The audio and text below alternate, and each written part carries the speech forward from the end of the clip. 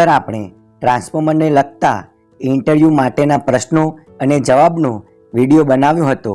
આજે આપણે તેનો પાર્ટ 2 બનાવીને બીજા પ્રશ્નો અને જવાબ વિશેની માહિતી મેળવીશું। ટ્રાન્સફોર્મર એક એવું ડિવાઇસ છે કે જેના વગર તમારું ઇન્ટરવ્યૂ પૂરું થશે નહીં, તેથી તેના પર વધારે ફોકસ કરવું જરૂરી છે।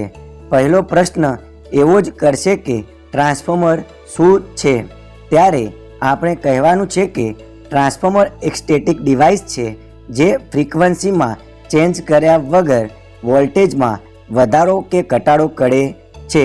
ફ્રીક્વન્સી ક્યારે પણ બદલાતી નથી કારણ કે ઇન્ડિયાની ફ્રીક્વન્સી 50 હર્ટ્ઝ ફિક્સ છે, તે ધ્યાનમાં ખાસ રાખવાનું છે। સ્ટેટિક ડિવાઇસનો મતલબ થાય છે તે ટ્રાન્સફોર્મર સ્થિર છે, તેનું કોઈ હલનચલન મોટરની જેમ થતું નથી। મોટરમાં રોટેટિંગ પાર્ટ્સ હોય છે, તેથી તેને આપણે સ્ટેટિક ડિવાઇસ કહી શકીએ નહીં। બીજો પ્રશ્ન એવો કરી શકે કે ટ્રાન્સફોર્મરમાં કેટલા વાઇન્ડિંગ હોય છે? ત્યારે આપણે કહેવાનું છે કે 2 વાઇન્ડિંગ હોય છે, એક પ્રાઇમરી વાઇન્ડિંગ અને બીજું સેકન્ડરી વાઇન્ડિંગ। પ્રાઇમરી વાઇન્ડિંગમાં ઇનપુટ વોલ્ટેજ આપવામાં આવે છે અને સેકન્ડરી વાઇન્ડિંગમાં આઉટપુટ વોલ્ટેજ આપણને મળે છે।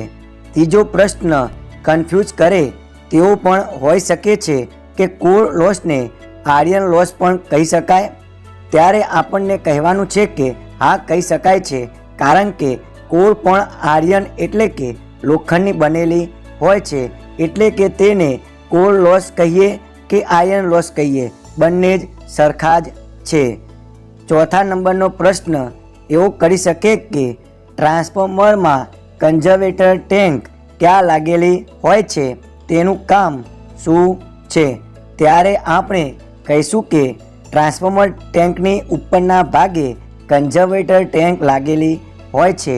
તેનું મેઇન કામ જાણીએ તો ટ્રાન્સફોર્મર ટેન્કની અંદર વાઇન્ડિંગ રાખેલા હોય છે અને તેમાં કુલિંગ અને ઇન્સ્યુલેશન માટે ઓઇલ હોય છે।